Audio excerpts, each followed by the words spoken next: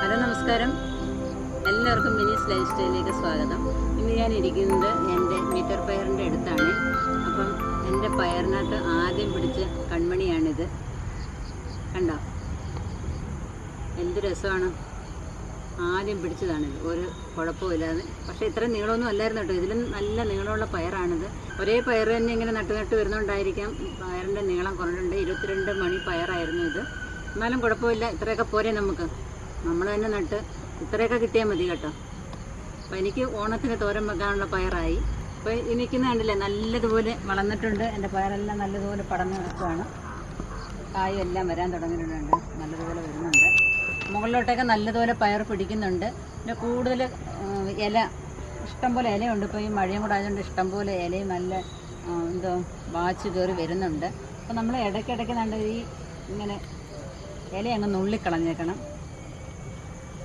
അപ്പോൾ ആവശ്യത്തിന് അതിന് വെട്ടവും കിട്ടും, പുതിയ പുതിയ കൊമ്പുകളും വന്നോളും. കഴിഞ്ഞ ആദ്യത്തെ എൻ്റെ വീഡിയോയിൽ ഞാൻ പറഞ്ഞിട്ടുള്ളതാണിത്. പയറിൻ്റെ 2-3 വീഡിയോ ഞാൻ ഇട്ടിട്ടുണ്ട്, അത് നിങ്ങളൊന്ന് കണ്ടു നോക്കണേ. കുറേ പേർക്ക് കൃഷി വീഡിയോ ഇഷ്ടപ്പെട്ടിട്ട് ഈ കൃഷി വീഡിയോ കണ്ടിട്ട് കൃഷി തുടങ്ങിയവരുണ്ട്. അതൊക്കെ കേൾക്കുമ്പോഴൊക്കെ ഭയങ്കര സന്തോഷമായിട്ടോ. അത് ഇതുവരെയും ജീവിതത്തിൽ ലൈഫിൽ ഇതുവരെയും മൺമട്ടി എടുക്കാത്ത ഒരു സിദ്ധിക്ക് നല്ലൊരു കമൻറ്റ് വിട്ടിരുന്നു. ചേച്ചി, എൻ്റെ ലൈഫിൽ ഇന്ന് വരെ ഞാൻ മൺമട്ടി കൈകൊണ്ട് എടുത്തിട്ടില്ല, പക്ഷേ ഇന്ന് ഞാൻ എൻ്റെ വീട്ടിൽ എല്ലാ കൃഷിയും ചെയ്യുന്നുണ്ട് എന്നും പറഞ്ഞിട്ട് ഫേസ്ബുക്കിൽ ഒരു കമൻറ്റ് വിട്ടിരുന്നു. സത്യത്തിൽ ഭയങ്കര സന്തോഷമായിട്ടോ. അതൊക്കെ കണ്ടപ്പോൾ തന്നെ നമുക്ക് മനസ്സും ഒക്കെ അങ്ങ് നിറഞ്ഞു പോയി കേട്ടോ. എല്ലാവരും അതേപോലെ ചെയ്യണം. കാരണം നമുക്ക് വിഷത്തിൽ നിന്നൊക്കെ കുറേയൊക്കെ മുക്തി നേടണമെന്നുണ്ടെങ്കിൽ നമ്മൾ സ്വന്തമായിട്ട് എന്തെങ്കിലുമൊക്കെ ചെയ്തേ പറ്റത്തുള്ളൂ. കാരണം ഈ തമിഴ്നാട്ടിൽ നിന്നൊക്കെ വരുന്ന പച്ചക്കറിയിലൊക്കെ അവർ ഭയങ്കരമായ മാരകമായ വിഷം തളിച്ചിട്ടാണ് നമുക്കൊക്കെ ഈ ഓണകാലത്ത് എന്തൊക്കെയാണോ അവർ കാണിക്കുന്നത് അവർക്ക് തന്നെ അറിയത്തില്ല. അവർക്ക് പൈസ കിട്ടിയാൽ മതി, പക്ഷേ മറ്റുള്ളവരുടെ ജീവനൊന്നും അവർക്ക് വലിയ പ്രാധാന്യമൊന്നുമില്ല. അപ്പം തീർച്ചയായിട്ടും നിങ്ങൾ ഇങ്ങനെയൊക്കെ എന്തെങ്കിലും ഒരു കൃഷി മതി. നമുക്ക് ഒരു തോരനുള്ള പയർ കിട്ടിയാൽ മതി കേട്ടോ, അല്ലെങ്കിൽ ഒരു മെഴുക്കുവരട്ടിക്കുള്ളത് കിട്ടിയാൽ മതി. നിങ്ങൾ ചെയ്ത് നോക്കുക. അപ്പോൾ ചെയ്യുമ്പോൾ മാത്രമേ അതിൻ്റെ സന്തോഷം, ആ മനസ്സിനുള്ളൊരു തൃപ്തി ഉണ്ടല്ലോ, അതായത് കൃഷി ചെയ്തെങ്കിലേ മനസ്സിലാവുകയുള്ളൂ. അതുപോലെ തന്നെ പിന്നെ പയർ ഒരുപാട് ഇങ്ങനെ നീണ്ടു വരുമ്പോൾ ഇത് കുഴപ്പമില്ല, ഇത് നമ്മൾ മേലോട്ടാക്കി കൊടുക്കണം. ഇഷ്ടം പോലെ തണ്ടുകൾ ഇങ്ങനെ വന്നുകൊണ്ടേയിരിക്കും കേട്ടോ. ഇങ്ങനെ വളർന്ന് വരുമ്പോഴും നമ്മൾ അതിൻ്റെ തുമ്പ് ഒടിച്ചു കൊടുക്കണം. അപ്പം നല്ലതുപോലെ പിന്നെയും തണ്ടുകൾ ഇങ്ങനെ വന്നുകൊണ്ടേയിരിക്കും, ഇഷ്ടം പോലെ കായും പിടിക്കും. ഇതിപ്പോൾ ഞാൻ മുറിച്ചെടുത്തിട്ട് തോരൻ വേണമെന്നുണ്ടെങ്കിൽ വയ്ക്കാം. ഞാനിപ്പോൾ എൻ്റെ അമ്മണിക്ക് കൊടുക്കാൻ പോവാണ്. ഇടയ്ക്കിടയ്ക്ക് ഇങ്ങനെ ഞാൻ കളഞ്ഞ് ഇടയ്ക്കിടയ്ക്ക് ഇങ്ങനെ ഇല അങ്ങ് പിച്ച് കളഞ്ഞേക്കുക.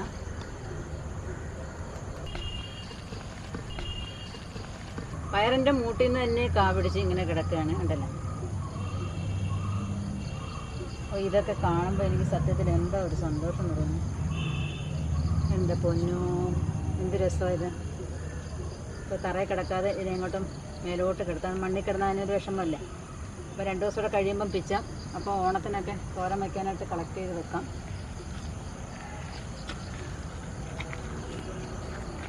തണ്ട് ഇങ്ങനെ നീളത്തിൽ വരുമ്പോൾ നമ്മൾ ആ തണ്ടിനെ ഒന്ന് മുറിച്ച് കൊടുക്കണം.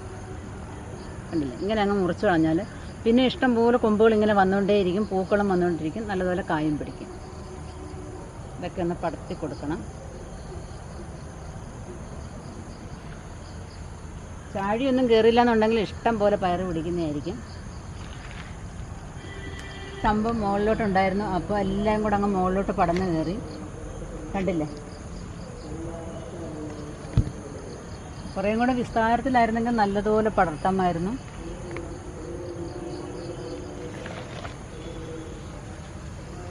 ഇപ്രാവശ്യം ഇഷ്ടം പോലെ തണ്ടുകളിങ്ങനെ ഇഷ്ടം പോലെ വരുന്നുണ്ട്. ആ മഴപ്പരുവത്തിന് ആ വളമൊക്കെ ഇട്ട് കൊടുത്തപ്പോൾ ഉണ്ടല്ലോ, എല്ലാം അങ്ങ് പയർ പിടിച്ചെടുത്തെന്തായാലും.